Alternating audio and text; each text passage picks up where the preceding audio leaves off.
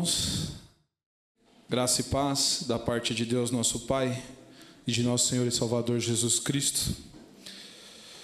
Meus irmãos, como vocês sabem, 2 domingos atrás, nós finalizamos a exposição da primeira parte do livro histórico de Atos dos Apóstolos, a série chamada A Propagação de Cristo, que cobriu os capítulos de 1 a 7 de Atos.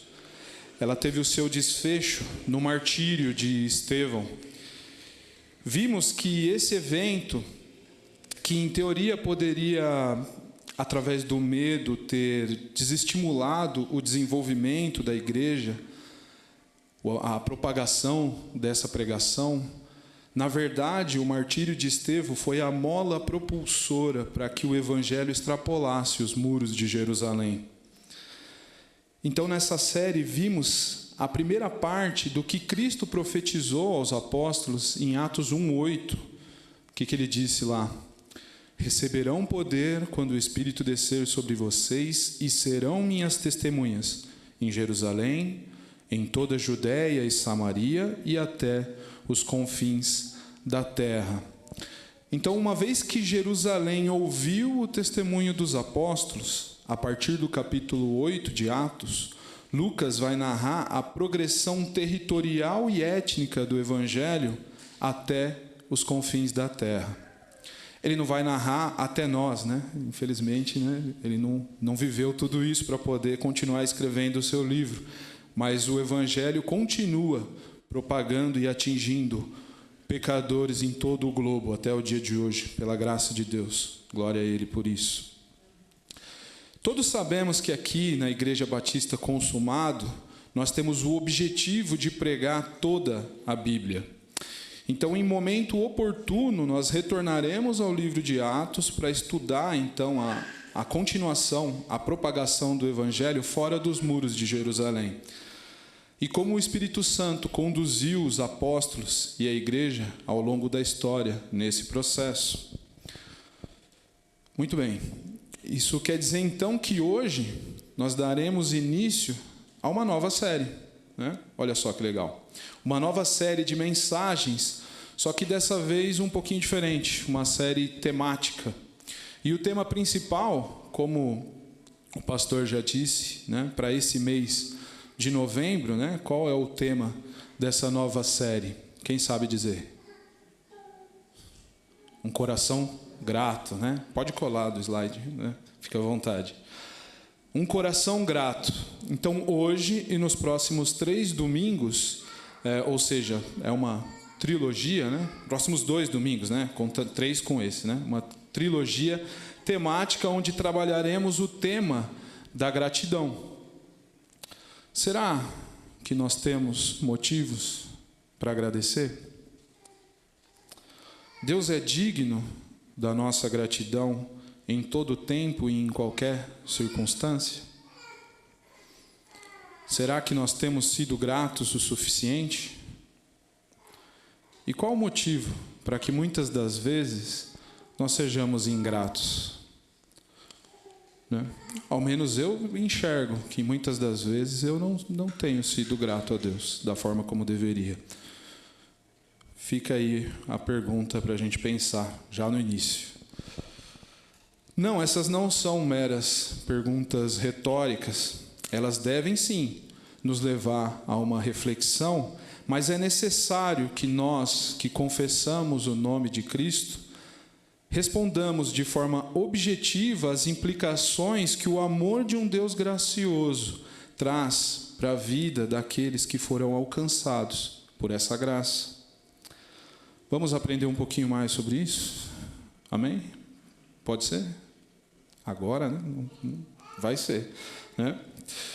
Então, antes de prosseguir para o texto, vamos orar para pedir o auxílio do Espírito Santo para que compreendamos a sua mensagem e que, não somente isso, que ela tenha frutos práticos nas nossas vidas. Senhor Deus, perdoa-nos, Pai. Perdoe os nossos pecados, ó Pai. Perdoe as nossas negligências em reconhecer as obras das suas mãos em nossas vidas, ó Pai. Perdoa-nos pela nossa ingratidão diante das coisas que nos parecem tão pequenas, mas que faria total a diferença se elas fossem retiradas de nós. Coisas que não pensamos, como o fôlego de vida, quando agradecemos por isso, mas faria total diferença se ele fosse tirado de nós essa manhã. Perdoa o nosso descaso com o custo altíssimo da nossa salvação, que foi o sangue do teu Filho, ó Pai. Agradecemos, Senhor, pela sua misericórdia e amor para conosco. Agradecemos pela ação do teu Santo Espírito em nós, através da tua santa palavra. Pedimos, Senhor, mais uma vez, que o Senhor abra as nossas mentes e os nossos corações, para que o correto entendimento do que o Senhor deseja para nós não fique somente na teoria, Pai, mas que o Senhor molde as nossas ações a partir da tua palavra, mude as nossas práticas para aquilo que o Senhor deseja que sejamos, aquilo que o Senhor deseja que façamos, e não para aquilo que eu quero, para aquilo que eu desejo para mim mesmo, Pai. E que nisso o teu santo nome seja glorificado por todos os que estão à nossa volta, Pai. Que sejam impactados pelas palavras, ó Pai. Que o seu Espírito coloque em nossas bocas quando nos dispusemos a falar da tua palavra, Pai. Oramos no nome do teu santo Filho, amado Jesus. Amém. Irmãos, peço que os irmãos abram as suas Bíblias no Evangelho segundo Lucas, capítulo 17. Vamos fazer a leitura dos versos 11 a 19.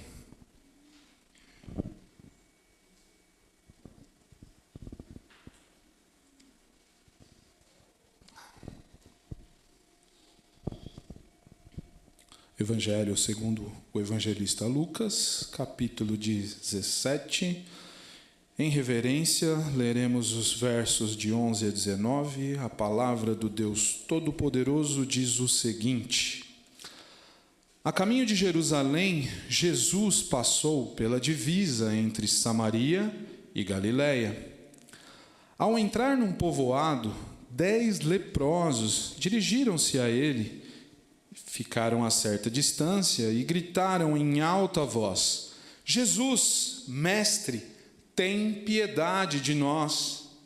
Ao vê-los, Jesus disse: Vão mostrar-se aos sacerdotes. Enquanto eles iam, foram purificados. Um deles, quando viu que estava curado, voltou louvando a Deus em alta voz. Prostrou-se aos pés de Jesus e lhe agradeceu. Este era samaritano. Jesus perguntou: Não foram purificados todos os 10? Onde estão os outros 9? Não se achou nenhum que voltasse e desse louvor a Deus, a não ser este estrangeiro? Então ele lhe disse: Levante-se e vá, a sua fé o salvou. Até aqui. Glória a Deus. Irmãos, esse é um texto bastante conhecido. Muitos de vocês que já são crentes há mais tempo, alguns há muito mais tempo, né, já devem ter ouvido diversas pregações neste trecho da Bíblia. E talvez até durante a minha leitura já tenham recordado de explicações e aplicações para esse trecho. Mas uma das maravilhas da palavra de Deus é que ela é sempre atual, ela sempre se faz necessária, e mesmo sendo ela imutável, Jesus disse: céus e terra passarão, mas as minhas palavras jamais passarão, em Mateus 24:35. Mesmo assim, ela sempre deve ser pregada, porque ainda hoje, o Evangelho é o poder de Deus para a salvação de todos que creem, assim como Paulo escreveu em Romanos 1,16. O Evangelho não é apenas uma mensagem de perdão para que nós nos sintamos bem. Sim, esse é um efeito natural de ser perdoado por um Deus gracioso. Mas também é muito mais do que isso. O Evangelho é o meio pelo qual Deus atua para transformar a vida de pecadores. Sempre foi assim. Desde o início da pregação até hoje, Deus continua mudando a vida de pecadores através da pregação do Evangelho. E mesmo nós, que somos crentes há um certo número de anos, né, temos a necessidade de pregar o Evangelho a nós mesmos todos os dias, porque em nossa carne habita a capacidade e às vezes até a vontade de esquecê-lo diariamente. Que Deus nos ajude com isso, a lutar contra isso. Muito bem, meus amados, no texto em que lemos, Jesus está numa jornada, né? Depois de passar pelas regiões da Galileia, da Pérea, pregando, curando, trazendo a mensagem, as boas novas do reino, né, a toda aquela região do norte da Judéia, Jesus inicia uma jornada rumo a Jerusalém. No capítulo 13 de Lucas, Jesus está ali ainda nessa região que era governada pelo tetrarca Herodes Antipas. Vocês lembram da outra pregação que eu fiz, onde eu faço essa explicação? E ele é alertado pelos fariseus, pelos próprios fariseus, que Herodes deseja matá-lo. Qual é a resposta de Jesus? Quem lembra? Vou refrescar as memórias de vocês. Em Lucas 13, 32 e 33, Jesus diz: vão dizer àquela raposa: eu expulsarei demônios, curarei o povo hoje e amanhã, e no terceiro dia estarei pronto. Mas preciso prosseguir hoje, amanhã e depois de amanhã, pois certamente nenhum profeta deve morrer fora de Jerusalém. Então, aqui no capítulo 17, vemos que Jesus já se encontra em sua jornada com o destino da cruz. Ele está indo para Jerusalém para ser crucificado. Mas para descer para a Judéia, onde fica Jerusalém, uma questão mais geográfica agora, Jesus tinha duas opções. Assim como muitos judeus, ele poderia dar a volta no território samaritano ou poderia cruzá-lo. Pois é, né? Na geografia da época, Samaria separava a Judéia da Galileia, onde Jesus estava. E é evidente que o caminho mais rápido é através do território samaritano. No entanto, a gente pode ver, né, e os historiadores dizem que, principalmente os judeus mais religiosos, eles preferiam dar a volta nesse território. Mais para frente, a gente vai verificar aí as razões para eles fazerem isso. Por que dar toda essa volta, né? Por ora, o que nós devemos nos atentar é que era uma viagem muito frequente para os galileus. Porque, de acordo com a Torá, os judeus deveriam ir para Jerusalém 3 vezes por ano. Quem sabe quais ocasiões isso era necessário? Já citaram uma, isso aí, muito bem. O Pessah, né, que é a Páscoa judaica, ou a festa dos pães asmos, né, é a mesma festa. O Shavuot, que é a festa das semanas ou dos Pentecostes. E o Sukkot, que é a festa das cabanas ou a festa dos tabernáculos. Então, nessas 3 festas, era necessário que todos os judeus fossem para Jerusalém, para que juntos participassem dessas festas. Então, Jesus, sendo conhecido como Galileu, pois morava na Galileia, com certeza fez esse trajeto diversas vezes, inúmeras vezes. E a nossa história começa justamente quando Jesus chega à fronteira entre as regiões pela última vez.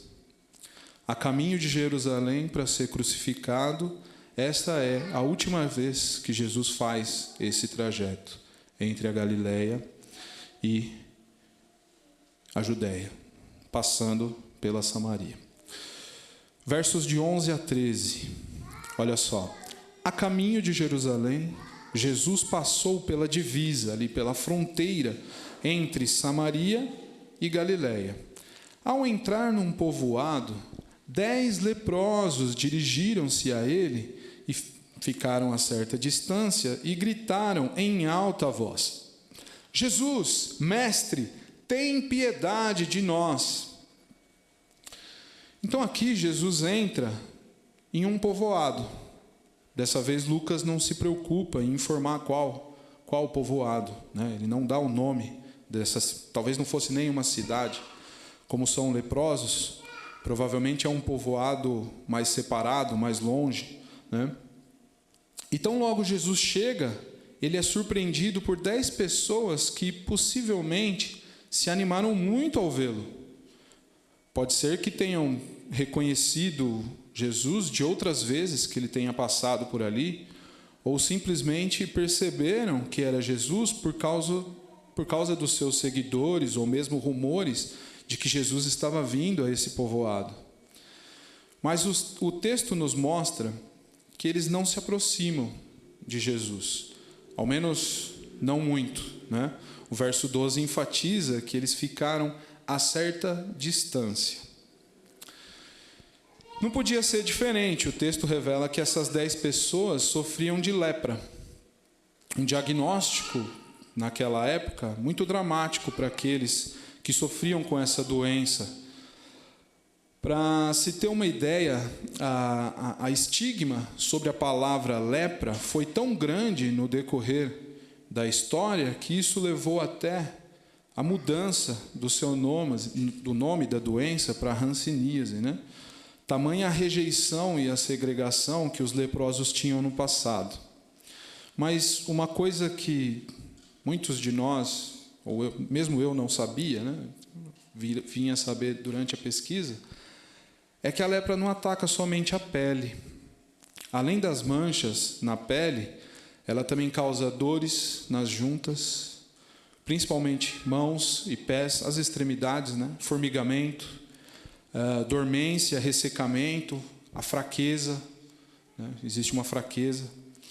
E, diferente do que se acreditava, a principal maneira de transmissão da bactéria Mycobacterium leprae é através da inalação das gotículas de saliva. Olha só, né? E é isso mesmo, né? O nome da bactéria parece estar em latim, né? É bíblico, né? A lepra, né? Enfim. Por isso, então, os leprosos não podiam se aproximar. Antigamente, eles pensavam que a transmissão era pelo toque, né? Mas a gente sabe que não. É a inalação das gotículas de saliva, né? Ainda assim, né, sem todas essas informações, os leprosos traziam uma crise de saúde pública. E por isso eles eram separados da comunidade e viviam fora da cidade em acampamentos. Sabe-se lá quanto tempo esses 10 se encontravam nessa situação? Sem poder trabalhar. Muitos leprosos mendigavam, sem ajuda às vezes dos familiares, e eles eram desprezados pelo povo. Se a gente somar em todo esse cenário a crença que era muito disseminada entre os judeus de que as doenças eram castigos por pecados do indivíduo ou até mesmo de parentes da sua ascendência, os seus pais, enfim, alguns poderiam crer que eles mereciam isso. Eles estão pagando pelos seus pecados. Olha só, então a gente consegue imaginar a situação dessas pessoas. Podemos dizer que pessoas nessa situação normalmente tornam-se sedentas por qualquer ajuda que possam receber. Qualquer rumor de um curandeiro, qualquer mandinga que alguém possa vir sugerir para resolver a sua situação, às vezes essas pessoas se agarram com fervor, né? Então nós não podemos afirmar se eles criam realmente em Jesus. Pode ser que um outro curandeiro qualquer da época que entrasse no povoado também fosse recebido da mesma forma, com o mesmo anseio, com a mesma esperança, para não dizer o mesmo desespero, né? Enfim, o texto não é claro sobre isso. O que sabemos é que eles gritaram: Jesus, mestre, tem piedade de nós. Diante do exposto, sem saber se eles criam ou não, o texto segue. Ao vê-los, Jesus disse: vão mostrar-se ao sacerdote. Enquanto eles iam, foram purificados. Olha só. Então a gente vê Jesus dando uma ordem para eles.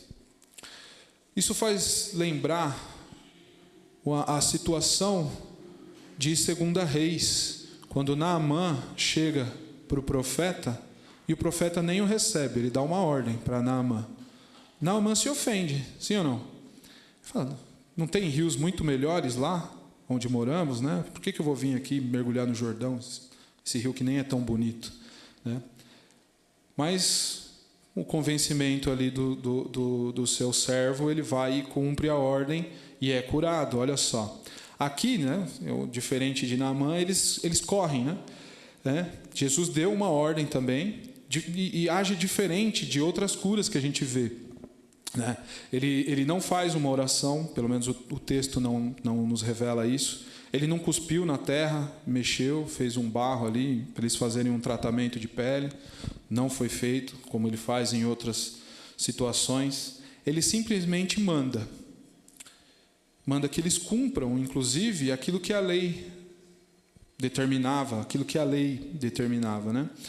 Em Levítico 13, 9 e 17, a lei define todo o procedimento que o sacerdote deveria fazer para o caso de purificação, para determinar um caso de purificação. Mas antes mesmo deles cumprirem, deles chegarem ao sacerdote, o texto diz, né, que enquanto eles iam, eles foram limpos, eles foram purificados. Olha só. Mais uma vez, então, Jesus ele dá uma demonstração de poder sobre a natureza, de forma que até mesmo uma bactéria, um ser unicelular, uma única célula, não pode desobedecer os seus comandos. E nós, seres tão inteligentes, organismos tão complexos, formados por aproximadamente 40 trilhões de células, insistimos em tentar desobedecer a Deus, né? Enfim, antes mesmo de obedecer por completo a ordem de Jesus, eles foram purificados. E aqui é onde a gente separa as ovelhas dos bodes. Um leitor que, porventura, nunca tenha lido ou ouvido essa história, imagina, ao chegar nesse trecho, que todos tenham ficado felizes, eufóricos, louvado a Deus, voltado, né, agradecido pela forma miraculosa como foram purificados, mas a continuação da história se mostra surpreendente para ele. Versículo 15.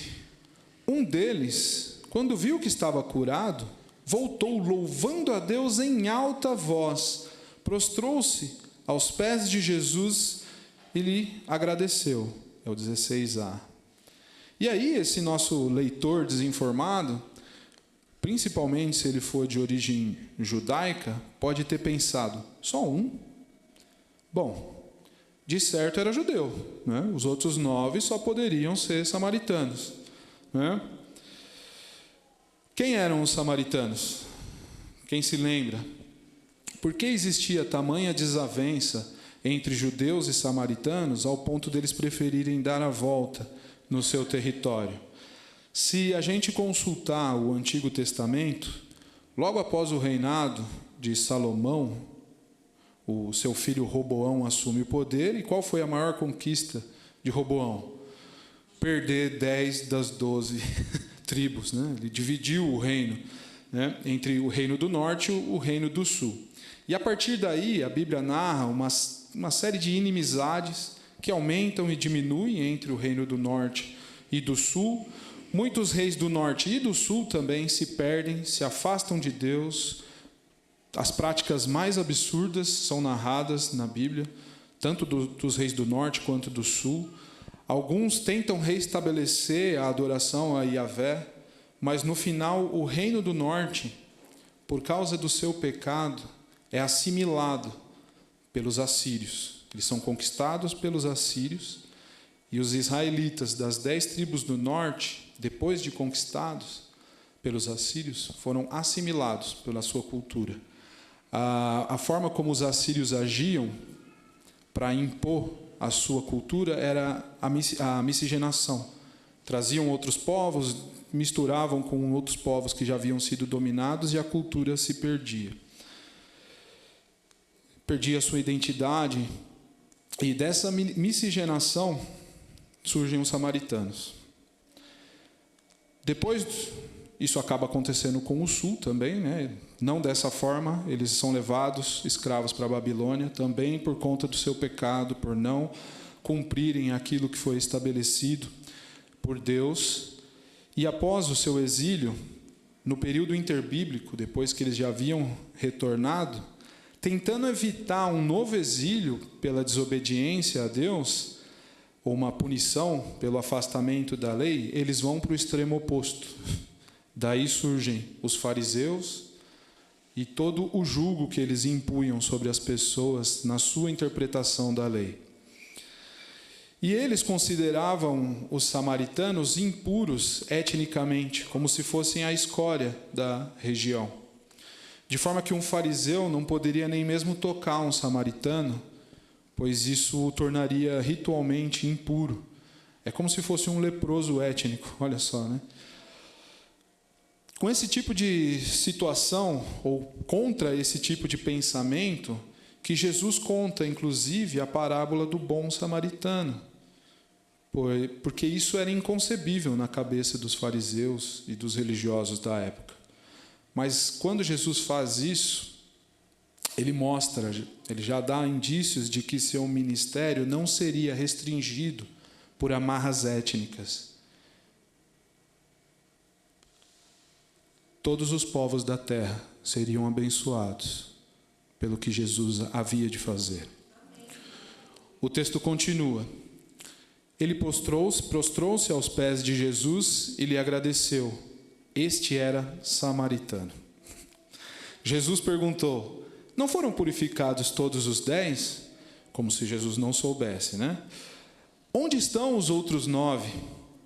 Não se achou nenhum que voltasse e desse louvor a Deus, a não ser esse estrangeiro? Olha só, não sei se vocês conseguem perceber, mas me parece que Jesus deseja ressaltar o fato desse estrangeiro ter sido o único a retornar. Aquele de quem não se esperava nada. A raça impura, o estrangeiro, o samaritano, aquele que era duplamente impuro, né? Além de samaritano, era leproso, na visão dos fariseus, né? Enquanto aqueles que eram escolhidos de Adonai, o povo de Deus, filhos de Abraão, Isaque e Jacó, a raça pura judia, destes nenhum sequer olhou para trás. Resposta de Jesus. Então ele lhe disse: levante-se e vá, a sua fé o salvou. Com essas palavras, a nossa história acaba abruptamente. Se você continuar o próximo versículo, já é outra coisa. A sua fé o salvou. Um bom observador vai notar que dos 10, somente esse samaritano ouviu da parte de Cristo: a sua fé o salvou. Lucas não fornece mais detalhes, nem mesmo o nome desse samaritano é citado, o nome da cidade. Talvez os discípulos que estavam com Jesus nunca mais tenham visto esse homem. Exatamente. Porque ele não é o principal personagem dessa história. Nenhum deles era. Como mencionado, o título do sermão é: onde estão os outros? Então, as aplicações que veremos serão da perspectiva do que pode nos impedir de termos um coração grato. E eu creio que o maior motivo se deve a uma distorção ou completo desconhecimento da verdade, uma ignorância. vamos trabalhar em 3 pontos. Primeiramente, um completo desconhecimento de quem nós somos. No livro Não Tenho Fé Suficiente para Ser Ateu, livro interessante, recomendo que vocês o leiam também.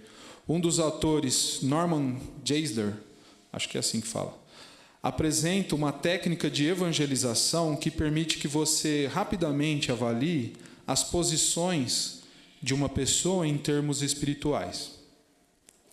Os primeiros passos dessa técnica consistem em 2 perguntas. A primeira pergunta, ele chega e diz: posso lhe fazer uma pergunta de cunho espiritual? Normalmente, essa pergunta ela gera curiosidade. Ninguém costuma pedir permissão, né, para fazer uma pergunta, já chega perguntando. Então ele abre as portas já com essa pergunta: eu posso lhe fazer uma pergunta de cunho espiritual? Então vem a segunda pergunta: se você morresse essa noite e se apresentasse diante de Deus e Ele lhe perguntasse por que Ele deveria deixar você entrar no céu dele, o que você responderia? Sabem qual é a resposta mais comum?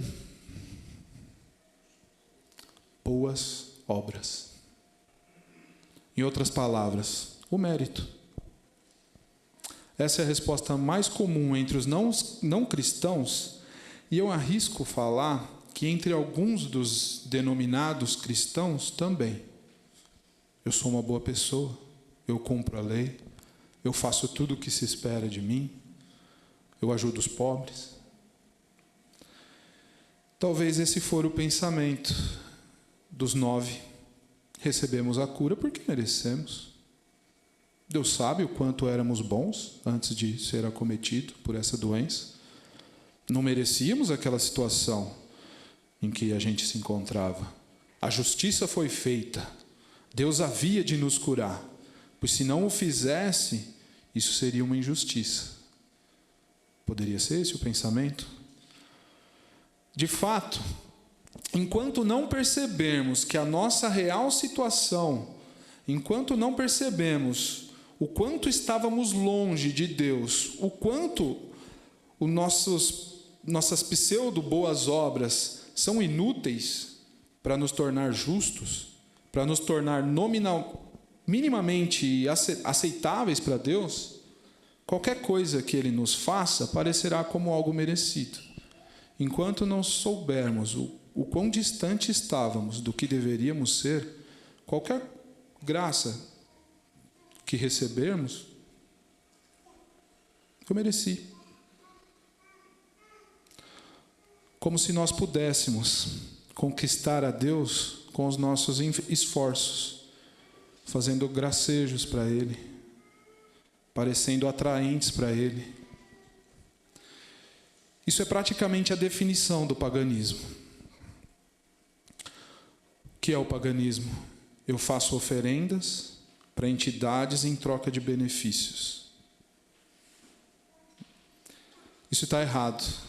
A grande verdade é que cada um de nós é tão merecedor da graça e da misericórdia de Deus quanto Jesus Cristo foi merecedor da cruz. Ou seja, para que fique claro, não merecemos, assim como Ele não mereceu os cravos em suas mãos. Nós não merecemos o céu. Nós não merecemos nenhuma das graças que recebemos dele, que recebemos de Deus.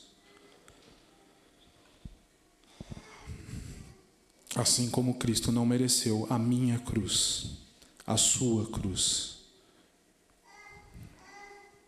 Somos indignos, nascidos assim como todos os homens, como inimigos de Deus.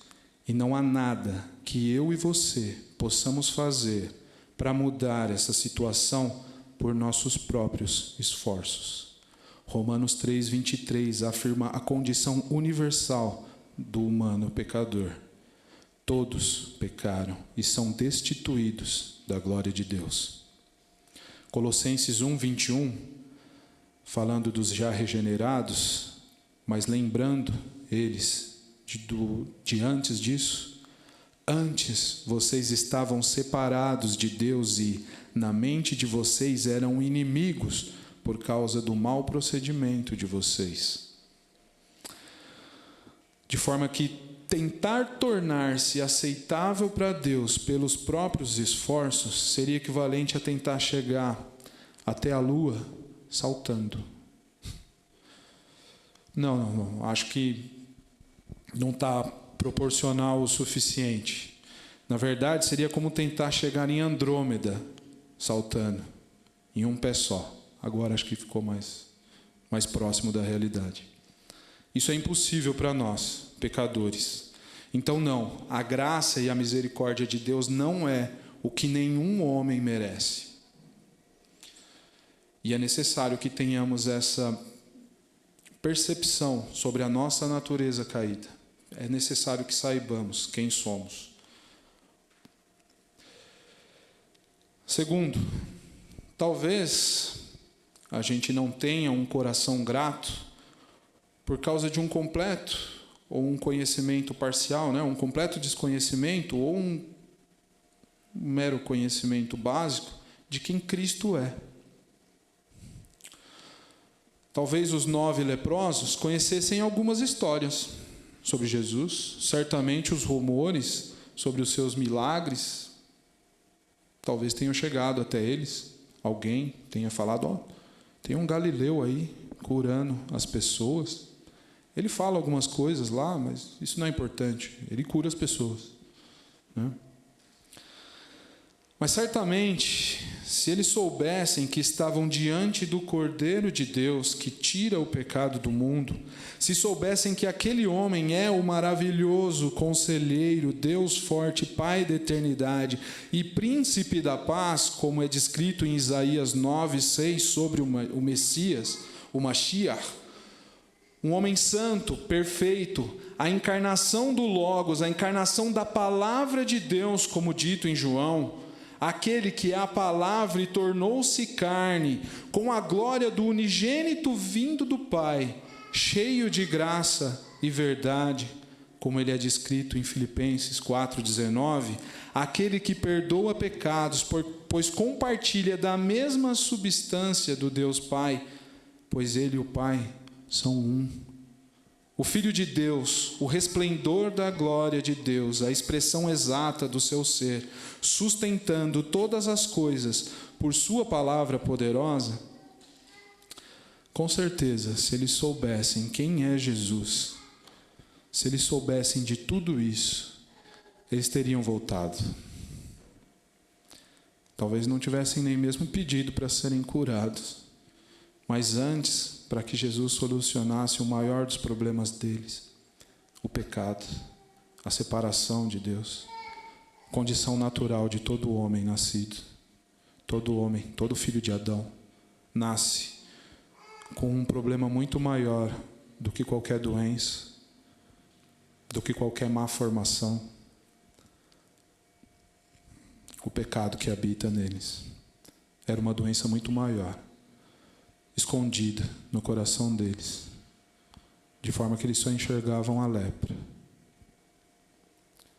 Mas Jesus Cristo é o Cordeiro, o Filho do Deus vivo.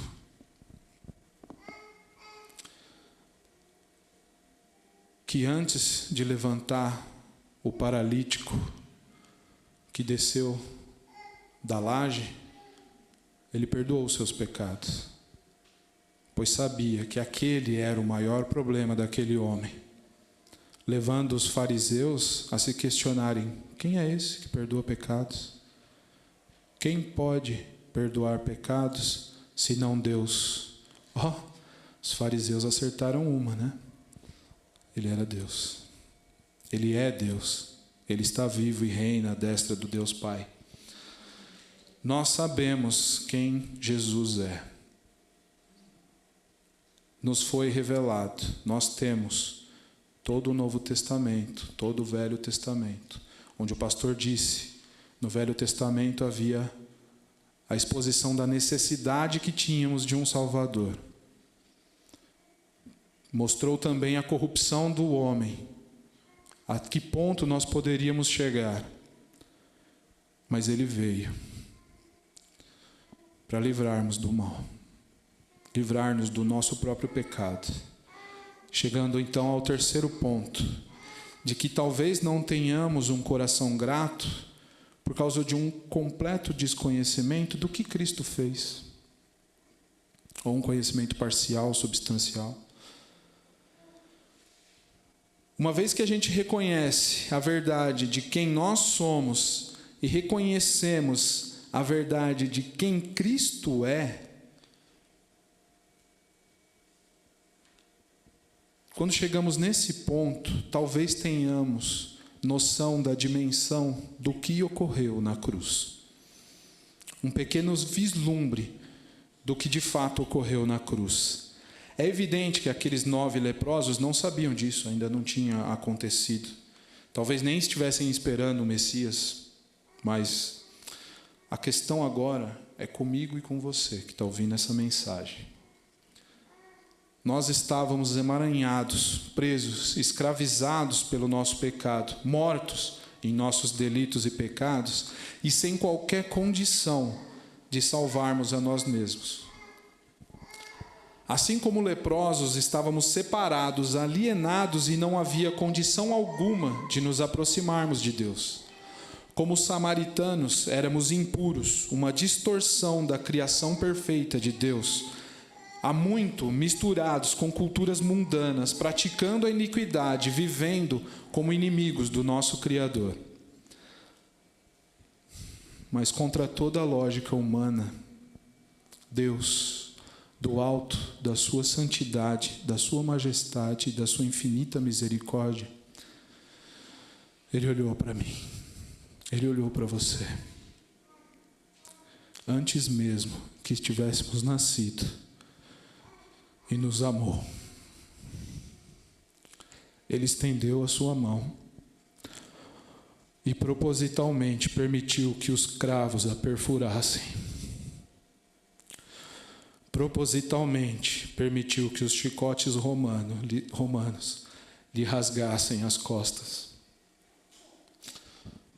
Propositalmente usou uma coroa de espinhos que perfurava a sua pele e a sua carne. Propositalmente entregou o seu espírito nas mãos de Deus. Não para me livrar de algo desconfortável, não para me livrar de um mero problema de saúde, mas para me livrar, para me tirar uma sentença de morte eterna, para nos transportar para um reino eterno de vida, o reino de Deus. A continuação do verso de Colossenses diz que Deus nos reconciliou pelo corpo físico de Cristo, mediante a morte, para apresentar a nós diante dele santos, inculpáveis e livres de qualquer acusação. Esse é o Evangelho. O Evangelho não se trata do que eu posso fazer para agradar a Deus e conquistar a minha salvação. O Evangelho se trata do que Deus fez graciosamente em Cristo Jesus para que fôssemos salvos, para que recebêssemos um novo coração, um coração regenerado que transborda em gratidão ao Senhor. Sim, Ele é o personagem principal dessa história e de todas as outras histórias que possamos encontrar na Bíblia. Deus é o personagem principal. A salvação, o plano redentor de Deus é o assunto principal desse livro. De forma que hoje nossas boas obras são a resposta desse coração grato recebido graciosamente, que nos compele a fazermos, por amor a Deus e a Jesus Cristo, aquilo que Ele espera de nós. Um deles, quando viu que estava curado, voltou, louvando a Deus em alta voz. prostrou-se aos pés de Jesus e lhe agradeceu. E esse era samaritano. Nós éramos muito piores que os samaritanos. E diferente desse que retornou, através de Jesus Cristo, Deus nos deu muito mais do que a cura. Ele nos deu vida. Por que não louvamos a Deus em alta voz? Por que não prostramos com o rosto em terra diante da grandeza e da majestade de Deus?